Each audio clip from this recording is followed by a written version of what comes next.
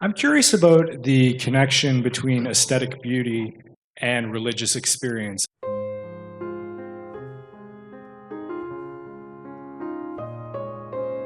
Is it possible for something that's incredibly beautiful to evoke a religious or mystical experience?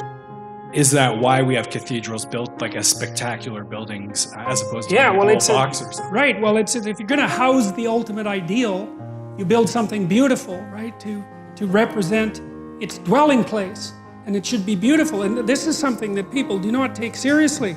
This is especially something we don't take seriously in Canada. I mean, you think about all the hundreds of millions of dollars that were invested into beauty in Europe. I mean, spectacular, excessive investment in beauty that's paid back. God only knows how many multiples of times. People make pilgrimages to Europe constantly because it's so beautiful that it staggers you. Beauty is so valuable and we're so afraid of it. And I think we're afraid of it because it's a pathway. It's not the only pathway to the divine. I mean, there's pathways to the divine. Love is one of them, I suppose. But beauty, especially for people who have an affinity for beauty, it's like music. It's one of those things that you can't argue against, right? You can't even understand. It just hits you.